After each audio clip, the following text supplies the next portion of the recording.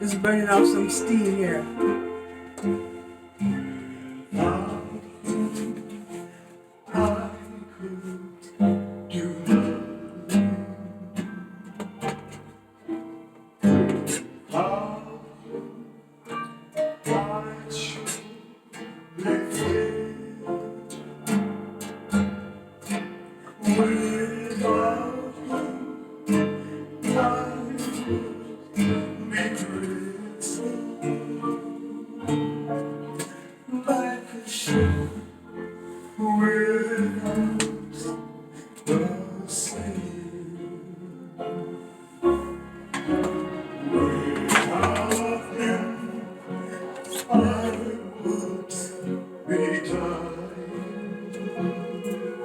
Trying to tell y'all,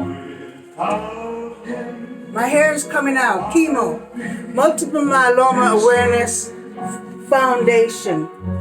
I keep saying Multiple Myeloma Awareness something, but videotaping is not easy. You know, it can be very challenging, time consuming, and you gotta plan everything, and you know that's just the way it is. So I'm just grateful to God that Jesus is in my life. Jesus is beautiful, it's wonderful. I'm having a time of my life glorifying the Lord. Beautiful today.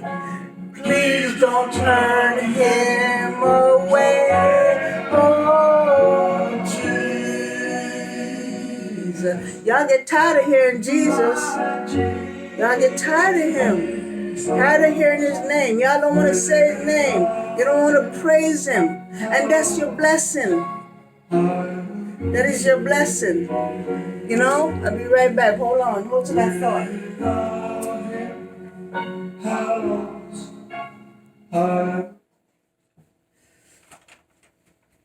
My little makeshift office. So as I was saying, so I'm making this footage tonight. I gotta get them out. Multiple Myeloma Awareness Foundation. So what I'm here today. Funny how life is. And my hair is falling out now. The chemo is taking my hair out. So making my little things to hide my little frontage and stuff. But it's okay. We'll see. But I'm here to tell you, there's a thought that came to me that I'd like to discuss. And this is about red flags. Red flags. Do you know that most of the red flags that we get comes from the people closest to us? We got to discuss these red flags. People who are close to us, they're the ones that give off these red flags, and we have to pay attention to them. You know, I was in a situation where I asked someone to do me a favor, because I know that the person was skilled in that area. I thought so. So I had a conversation over time to bring this person forward to help me with this project. The person, we discussed it and we say, yeah. So, we met at my home and showed the project, went over the details of the project and everything. And it's not petty, I'm not trying to be petty, but we went over the details. It was accepted. We had the discussion, give it a try, great. And then come to find out, 1 week went by. Touch base, 2 weeks went by. Personal things, that's fine. I'm not judging. People are busy. I'm busy, and but 3 weeks went by. Then I'm like, okay, that's it. That's enough. So let me get my stuff back and just move on. The time has been wasted. But then the excuses come up. Oh, this was done. I have to do this. It doesn't matter. All you have to do is just say it's okay. Don't give me your excuses for your personal thing. You can't do something, you can't do it. People need to understand. You don't owe me anything. I asked a favor. You took it with you. And if you couldn't do it, then it's okay. don't make a big deal out of it. We make a big deal out of things. That is because we I think what it is that we manifest the thing that you don't want to say no. We have got to learn to say no to people. I know it's hard. It's hard for me.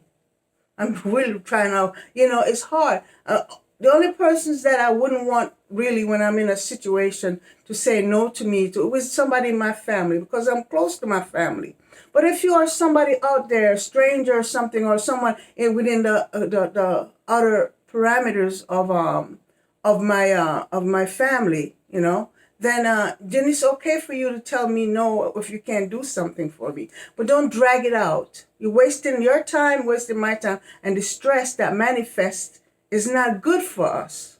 So then, wherever that person were, so finally, make long story short, I decided that this was something of a business thing. So I wanted to make a little contract. They say you always got to put things down.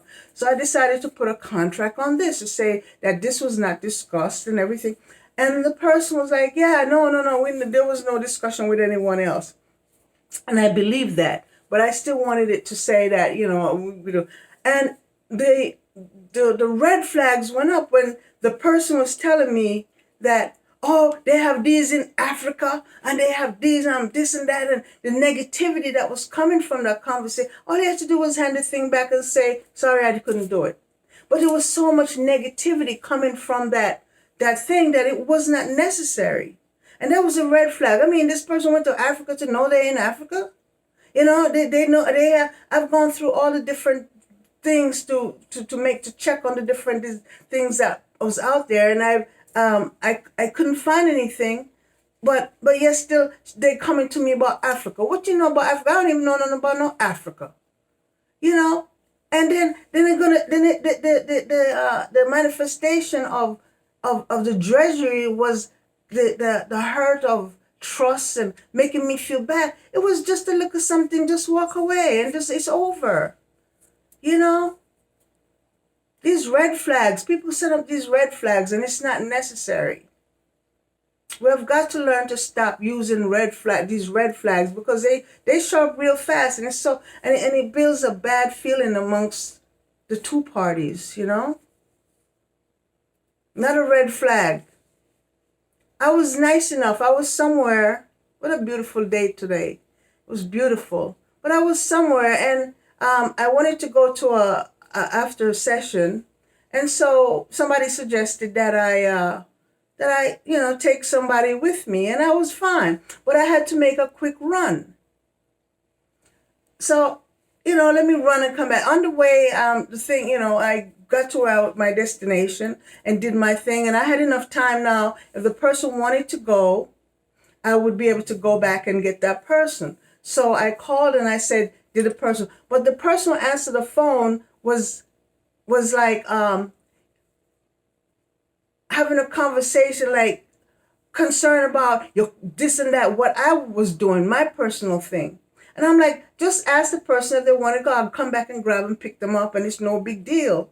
But the person, you should have this, you should. And then they're going to tell me being out of order. What am I being out of order? I was just being nice enough to come back and get the person. But it was taking it, personal, that I did not follow through with the way, I guess, their expectations.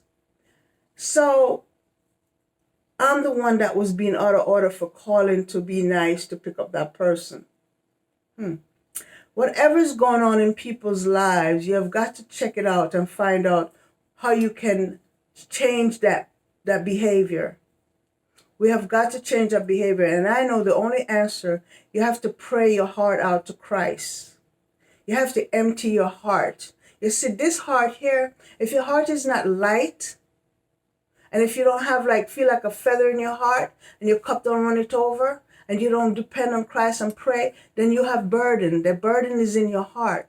Whatever's going on in your heart, that's where you need to concentrate on and lighten your heart. And so praying to God. I just want to say one thing.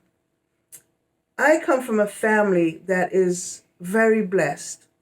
My family in the area in which I reside, Waukegan, Zion, North Chicago. is a service family. And I have got to put this out there because it's been on my mind. My aunt, who passed away, the matriarch of the family, has always been a stand-up woman all her life. And all the children, and me too, because I'm a part of that family, we have been in service to Christ. All of us have given service to Christ in our community. Prison ministry, outreach program, elder in the church, caregiving for children, learning centers. We are all of us are involved in some kind of community outreach in our community as Seventh-day Adventist Christians. We're all involved as a whole family. We are involved in our community. I'm trying to tell you. That is blessing. We're all doing service. I have a cousin that is in missionary, prison ministry. Cousins are in prison ministry. We're all in service. We're not sitting here doing nothing. Some of us are in the church. We're in musical intelligence. We sing. We worship. We all of us. We're very busy. And that is blessing. Blessing that comes from one woman. And everybody's blessed. Talented people. The praying mother. And I'm so glad I got up under that umbrella. Because I'm being blessed as well. So, I'm just saying this, guys, that it's funny how life is. We have got to be careful. You know, I was coming home and I stopped to get some gas. And I'm telling you, I hear the music behind me that was pumping out the rhetoric of just, ooh. And compared to what I was playing, the smoothness, the soothness of that music, the difference was so, this person was so agitated, so much going on, listening to that stuff. And I was calm and feeling really good. It happened, it's just, you know, the choice that we make.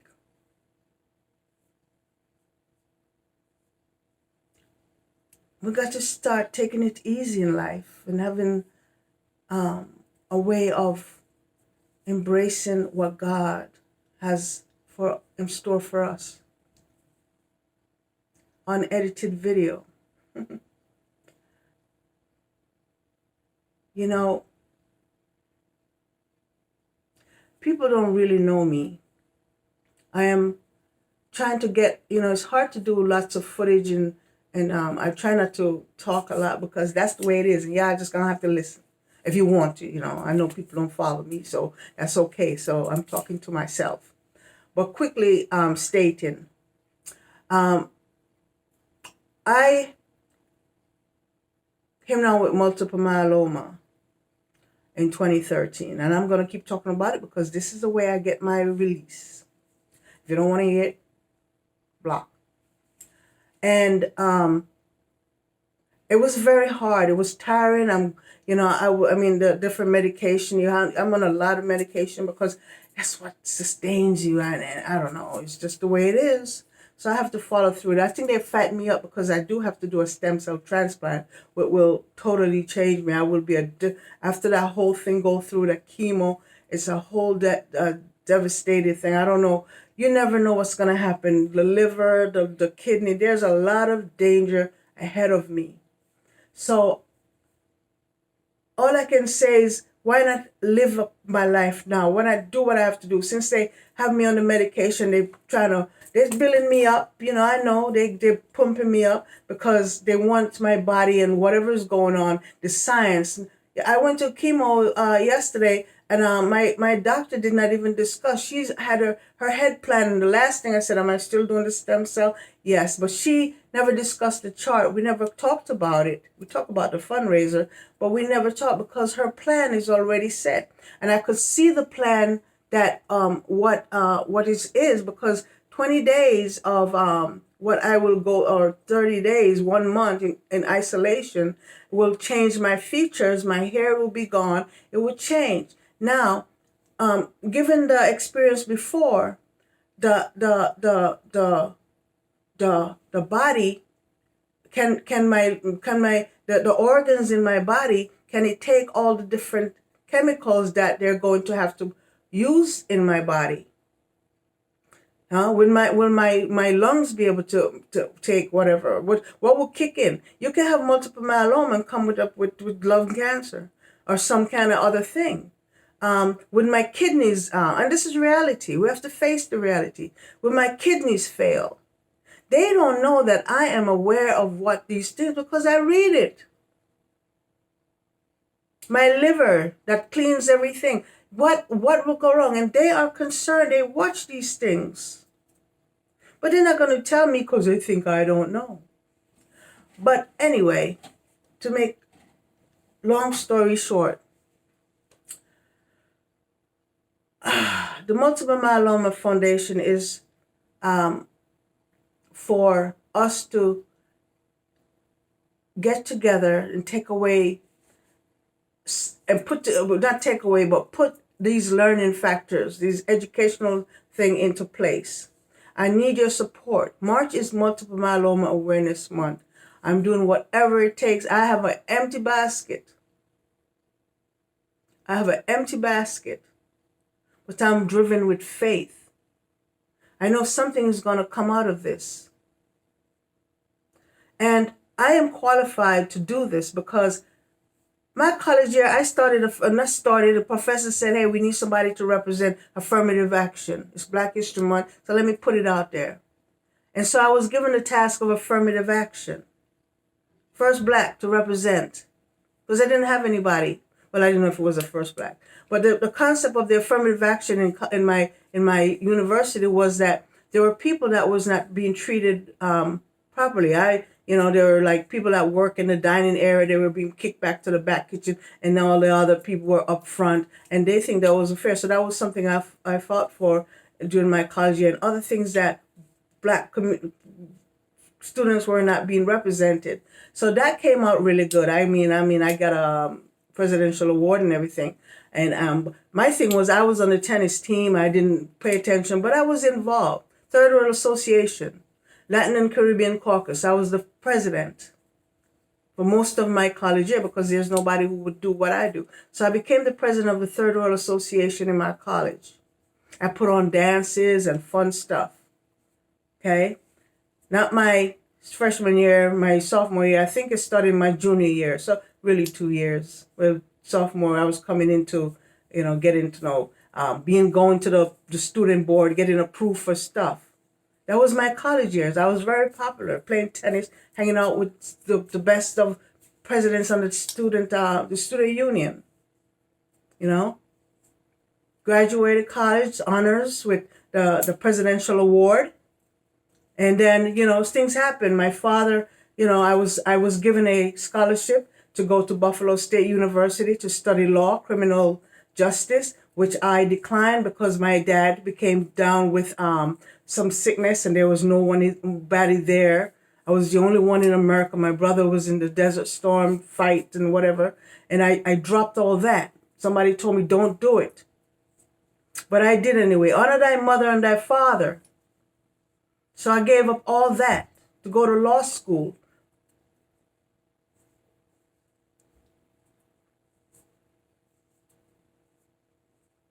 I was very successful during my college year. And I gave that up and I came to my father and it turned into hell. And I'm leaving it right there. Anyway, life beats me around and everything, and I don't know, maybe I'm missing a big gap. But as I came through the process, he passed away, lived in Florida, went through my ups and downs. And this is just to tell you who I am, because you don't want to get into something and you don't know who the person, that person. And, life beat you around, became a single mom, best thing that ever happened to me. And got into different community things, still continuing that vibe. met Ron McAllister. I was into what's happening, whatever he was doing. I was a great mentor with photography. That was my best thing. And I really appreciate the learning experience. And that took me on a level where I've met a lot of community leaders and in the community and try to do something in the community because that was my passion. And came up with ideas like the Sounds of Jamaica and different things with the Greenbelt Cultural Center, which my girl Chris Ayers was behind me with, thanks to her. Started a Caribbean restaurant, brought the family in, that crashed. You know, we saw somebody doing videotape, put my church on the video with the Comcast, had a camera out there giving shout outs. Until somebody got my idea and they told that because something with Comcast and my own people try to mess me up with that. But then when he came back, thank God somebody in my church took it over and did a wonderful job today. And that's how we have this broadcast. And it's been, but that's God's work. Put a library in the church, in the back of the church for kids to put books and to get storage for CDs and everything. Got that design in the back of the church. Wanted a community service project, started the diaper program for single women in the church. With the grace of my pastor, the advice of my pastor, Pastor Paul Young, started a diaper program. It was flourishing. I alone would go pick up diapers so people could come and get free diapers and trying to hopefully bring them into Christ. And then I came down with this multiple myeloma cancer.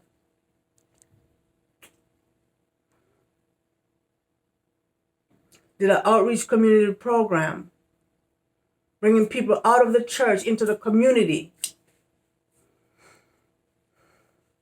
And that's what I do.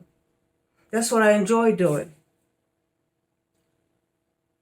I am nothing but a feather with Christ under me. That's how I look at it. I'm not doing this. I am light. I'm empty, but there's something that's driving me. I don't know what it is. I cannot explain it to you. But all I know is that there are people in our community, we are hurting. But we cannot get together with animosities or jealousy.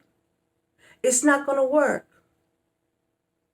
Whatever program you're on, you have to step off. The association with the Multiple Myeloma Awareness Foundation does not include negativity.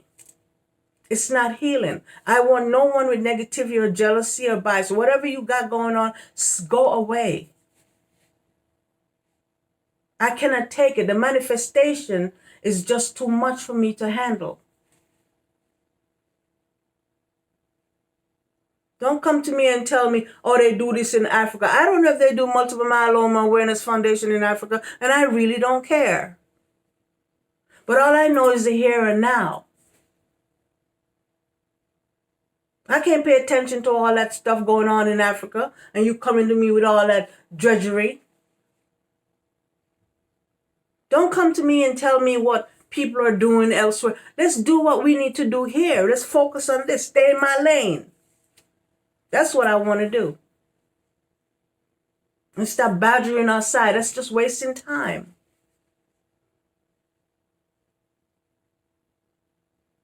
If it don't fit, don't force it. If you don't like what I have to say, then turn it off. But you got to get things out. People waste time. You're too busy looking in people's stuff. When you got all that closet, you open up your closet, everything fall on and hit you right in the face. My closet ain't got none. My closet is nice and neat. So please, I don't want to go out there having to put myself out there. But this is a lot of people will look at me and say I'm simple, but I'm not. I'm very observant. You don't think I'm watching? I am watching you directly, but I'm very observant.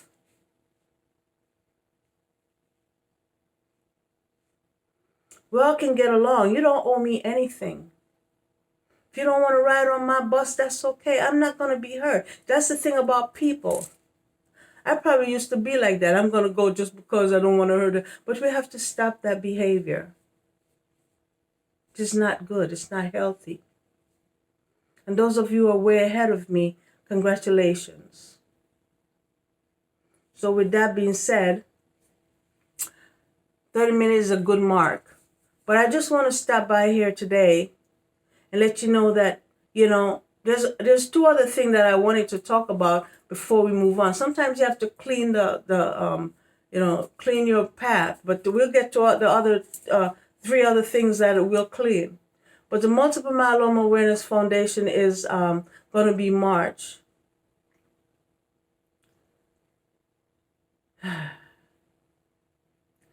It is, for me, all of the years, when I get to this point of the nervous wreck, things usually turned out okay. So I'm having faith with that. I'm so glad Northbrook is on board. I have a meeting on Thursday after Evelyn, and then they I'm pretty much going to have them be responsible, since they're more experienced, responsible for the program that we're going to set forth, what the agenda we're going to set. So that's kind of easy. I'm just focusing on how I can entertain the people that come and make that unity. That's networking. So that's going to be my focus, But as far as the program structure, I think God is good. We're blessed with that they have the program manager and some people, and we can try to network that together and hopefully get doctors and some other people that hopefully will get that done. So please pay attention. Purple, if you didn't get a t-shirt to say Multiple Myeloma Awareness Foundation, then you can wear purple month. Multiple myeloma is not, it is not just one form of thing. It kicks off into other things. So those of you who needs to be a part of this, maybe from 12 to 5 or 12 to, come out and just enjoy little stuff and get some things off it. And those of you who are still carrying that pain with you, then I wish you all the best. Don't carry your pain. Lighten your load in a positive way.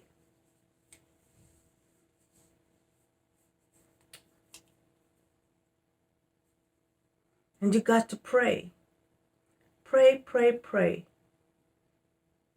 Pray. Praying is so sweet and easy. Talking to God and Jesus is so wonderful. You just pray. Sometimes when you pray, you cry. Sweet. When I pray, sometimes I'm so grateful to God that I cry, and it's sweet. It's a sweet cry. Being grateful to Jesus is a sweet cry. If you don't know Jesus, you just worship God, because some different people don't recognize Jesus. Sad for that faith. But if you don't know Jesus, you pray to God and cry to God. But God don't like when you ignore his son. Y'all better be careful, because he loves his son like I love my son. And you love your son and your daughters, and so you know what it's all about. Well, that's the way God feels. Well, I just want you to know, I love my family. I'm so proud of them, and they are all in service. We are all in service in our community. All of us, we give service in our community. We're not sitting around gossiping we are doing service. Service to Christ. Singing. Whatever talent we have, we are lending our service in our community. We're everywhere helping. Are you? What are you helping? Who are you helping? Want to find something and help. Help somebody.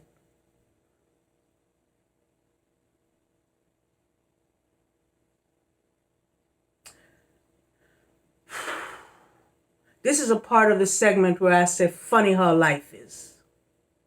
It's funny how life is. God bless y'all.